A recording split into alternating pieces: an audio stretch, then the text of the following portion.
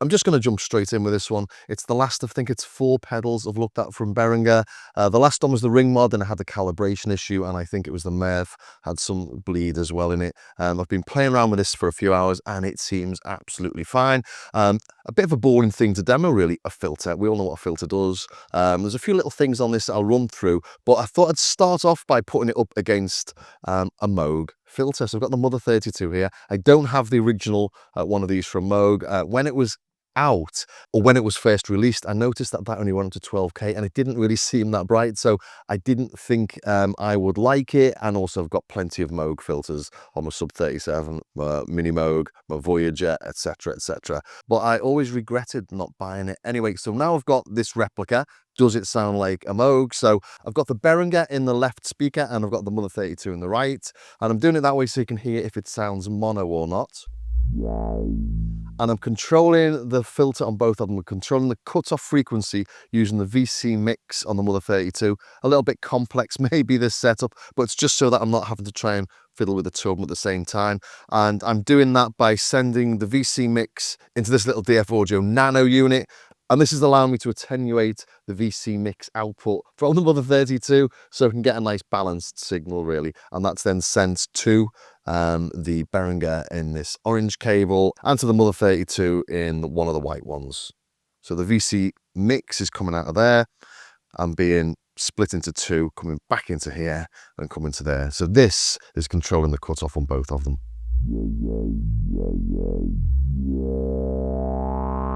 And I can get it really close. If we go into sort of high resonances and then match them. Can't quite match them all the time because as you turn them, they sort of go out of tune.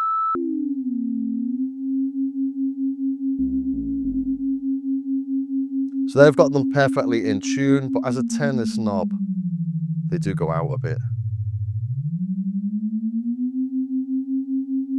If we leave them there, as I turn this, they both slightly detune again, so really difficult to get them spot on. 2 analog bits of kit, you're never going to get them ideally perfect, but I think you can hear that in the stereo field. They both sound like their Moog filters, don't they? It's almost like you got a stereo Moog synth. Oh yeah, and I'm using the oscillator from the East Beast. It took me ages to work out how to do this actually. I'll put this onto a bit of PWM, make it a little bit more interesting.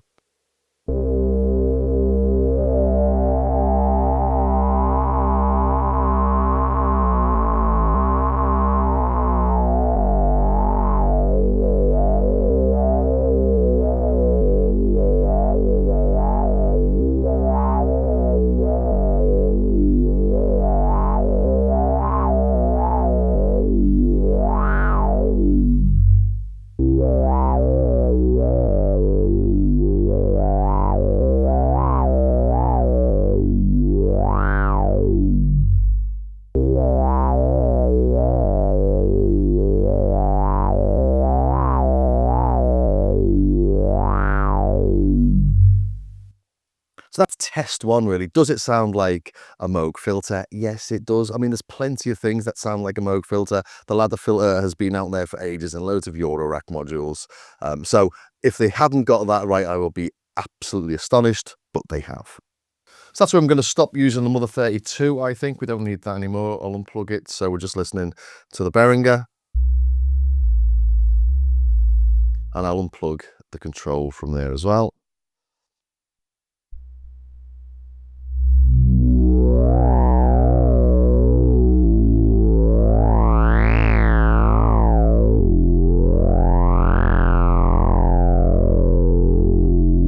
Four-pole mode and 2-pole mode. Much brighter and fizzier. Turn the resonance down.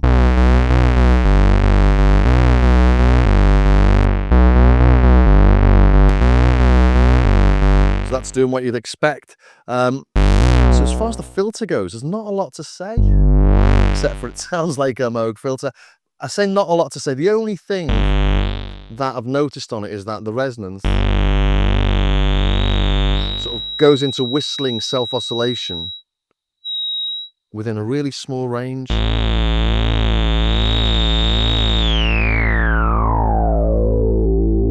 You get a little bit more play on the Mother 32, but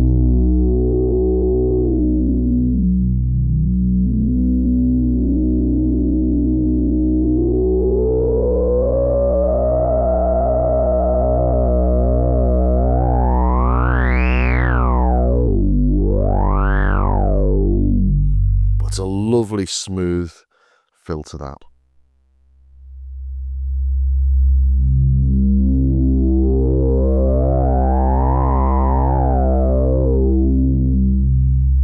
And if we just listen to the resonance, so that's wonderful, isn't it? You got nice big speakers here. You'll hear that rattle in your stomach. That's amazing. And look how smooth that is there on that frequency analysis. I won't go too high, don't want to blow anyone's ears or the speakers, but this will go. In fact, let's just turn it down a bit and I'll go to the full 12 kilohertz. But we can go higher than the 12 when we start using the amount knob, but like you would on a synth, on something like an Oberheim. And it's not doing anything because I'm not playing anything yet. Got to put something into the envelope. And you can see that's whizzing way up into over 20 kilohertz. And I didn't realize it did this. I'd have bought the original Moog if I had. So to get it above 12 kilohertz, you need to add the envelope amount, which brings me to what this does. So as I hit this, it's hitting the envelope, or triggering the envelope, and it's holding on at this amount. If I change the volume of this, so let's drop the sustain down. As the volume drops, so does the cutoff.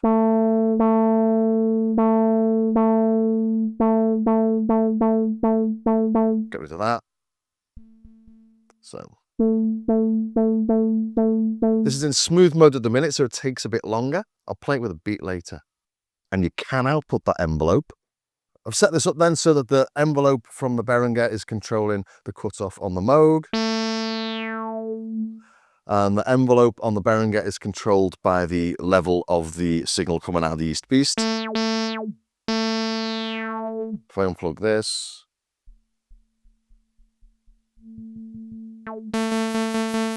So the envelope is coming out of the Behringer, it's going into the DF audio, and I'm attenuating it with this little knob here.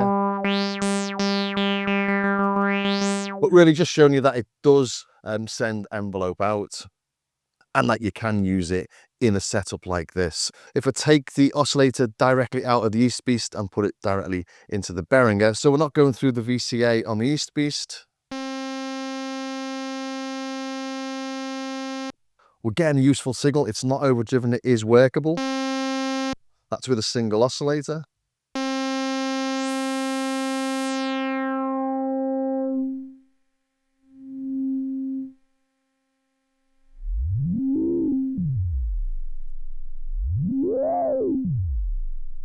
There's a little bit of bleed there, but it is turned up really loud in the studio at the minute actually, so.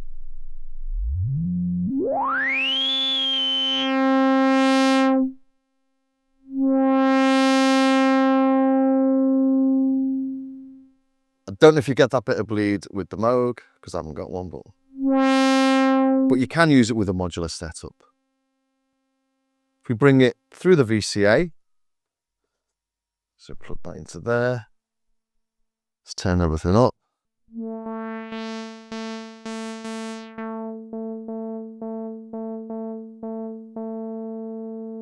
If we bring this up actually, see we're getting a much lower signal from that than we are from this.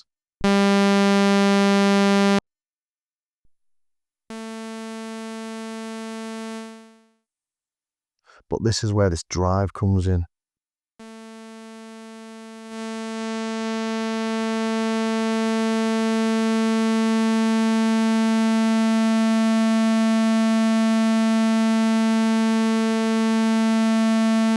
You can hear it overdriving there, and you can see it on those on that oscilloscope.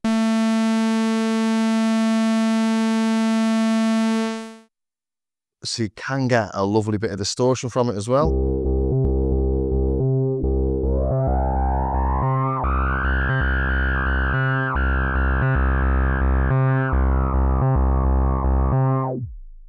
Okay, then let's try it with a little beat from the 606. Add some drive.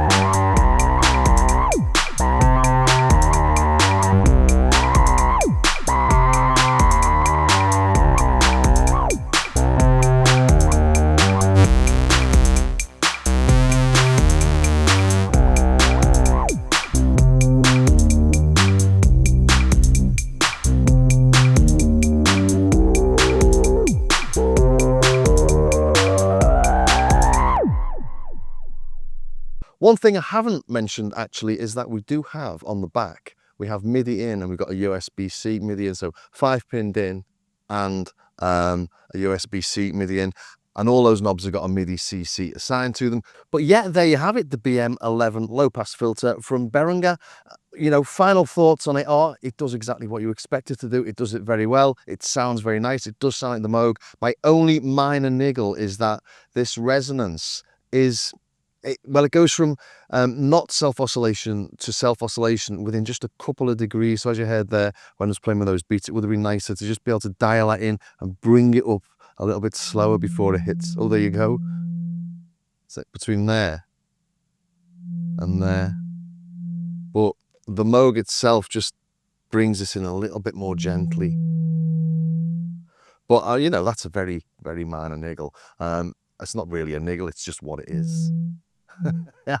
Anyway, yeah, I hope you enjoyed that. I hope that was of some use to somebody somewhere. If it was, do all those things. Ring the bell, share, subscribe, join me over on Patreon, or take a look at my starskycarr.com website. There's patches to sample, stuff to download. There's free stuff and there's stuff you can pay for as well. And as I always say, it is nice if people buy some bits and bobs, because it really does help to support the channel. It helps me to pick up things like this and demo them for you. So anyway, thanks very much for staying to the very end, and I will see you next time.